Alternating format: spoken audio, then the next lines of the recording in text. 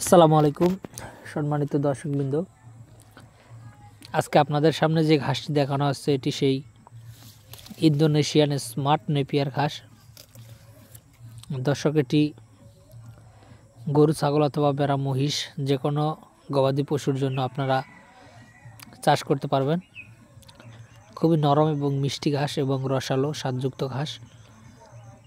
দর্শক, প্রায় 22 থেকে 25% প্রোটিনযুক্ত ঘাস কিন্তু এই ইন্দোনেশিয়ান স্মার্ট নেপিয়ার।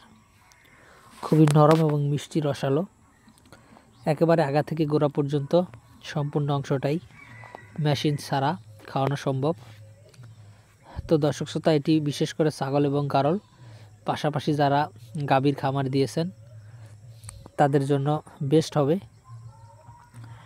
এর কারণ আপনার গাভীকে এই ঘাসটি খাওয়াতে পারলে গাভীর দুধের পরিমাণ যেমন বৃদ্ধি পায়, পাশাপাশি আপনার ছাগল এবং গারল এই ঘাসটিতে পাতা বেশি হওয়াতে একটু এই ঘাসটি অন্যান্য ঘাসের থেকে বেশি খায়। দর্শক, জারা কিংবা পাকচন বা লাল পাকচন বা এলিফ্যান্ট হাইব্রিড এসব ঘাস কিন্তু ছাগল হালকা পাতলা খায়, তেমন বেশি একটা খায় না।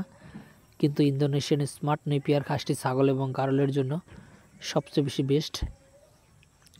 এজন্য আমরা ছাগল এবং গারলের জন্য স্মার্ট নেপিয়ার ঘাসটি চাষ করতে বলি। আর গাভী গরুতে যেহেতু এই ঘাসটি প্রোটিন বেশি, সে কারণে মূলত গাভী গরু খেলে দুধটা অনেক বাড়ে।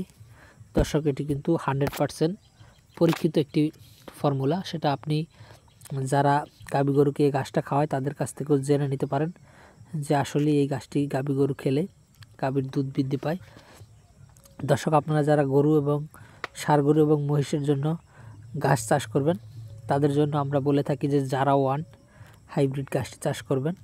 এর কারণ হলো জারা ঘাসে 15% প্রোটিন রয়েছে, মোটামুটি ভালো ঘাসও কিন্তু জমিতে হয়ে থাকে।